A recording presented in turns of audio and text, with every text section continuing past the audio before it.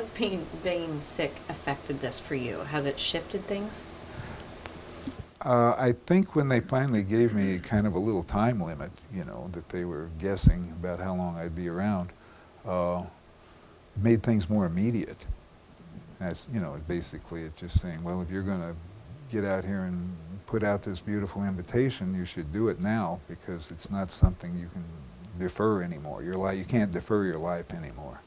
So in that way, it's a blessing, because I'm having a great time, visiting you guys and being able to be invited and being able to make this invitation. So I couldn't ask for anything more. And for several years now, I've been pretty now-based, that now is what's important. But even it's more immediate. The beauty of this whole thing, and with this self-knowingness, there doesn't seem to be any fear at all. It's more like there's a curiosity.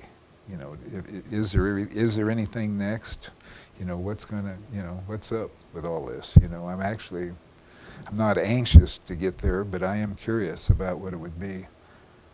When my parents died, I didn't feel much grief, because I was pretty, at least, complete with my father, and with my mother, not so complete, but I realized it was her time, and I was complete with what was going on at that moment. And there was a curiosity when I saw when they dropped the body. Where did they go somewhere? Where did they go? Something's definitely changed. They're very quiet now. But I can't really say that there was a lot of regret about it. I actually felt good for my father, who was, and my mother also, because my mother was in a lot of physical pain. My dad was always in psychic pain. And I was saying, wow, it's over. That seems to be over, from my perspective, But I've been very lucky in this life. I've done everything that I was willful enough to do everything I wanted to do. What I kind of found out, and not in a real negative way, but just kind of objectively, that life seems to be an unkept promise in a whole lot of ways. We keep thinking that if we just keep striving, eventually we'll reach some kind of equilibrium, and everything will, then it'll be okay. If I can just work hard enough or smart enough, or if I'm slick enough, that I'll have everything that I want. But what I discovered with this knowingness is, as I said earlier, it's all in service. All that activity is in service to a sense of incompletion.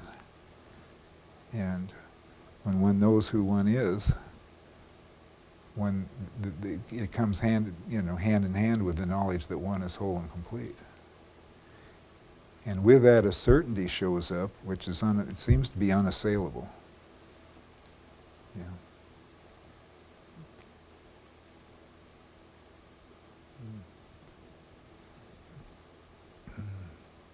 So, that what that doctor said is an opinion, and it's kind of a wake-up call, but he may not be right. We don't know. His body's still pretty strong. It's kind of skinny now, though, compared to what it was.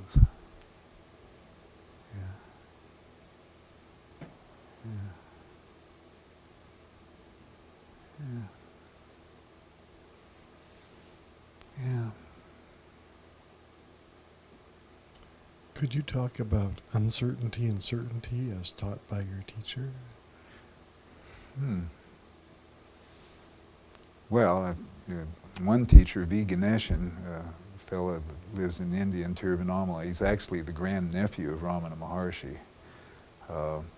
When I first came to India in 1999, I was still pretty feisty, and I went to his satsangs, and I really enjoyed them. But one day he really threw me a curve, And he was talking on and on and on about how you must be uncertain.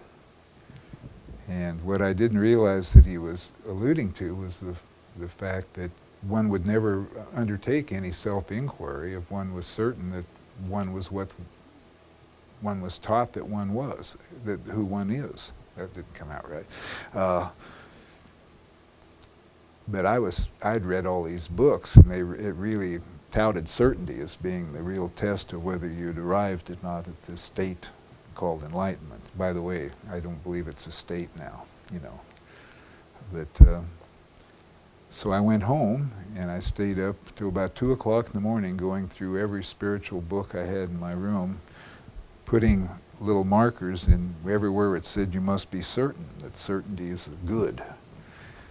And I went back to see him. I had they had these little bags, you know, that says Ramana Ashram on the side, and I had my books all in it. And I showed up at Satsang and sat in the front row ready to take him on.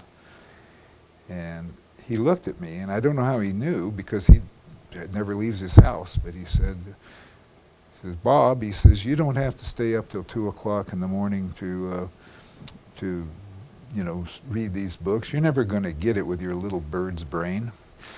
And I looked at him, and I smiled, didn't say anything. You know, I said, wow, that's interesting. And then he looked at the crowd, and he looked right at me, and he said, above all, you must be certain. And everything stopped. My mind just shut down. I had all this intention right up there, and he said it. Basically, he was saying that when this knowledge shows up, there's certainty. And this knowingness shows up.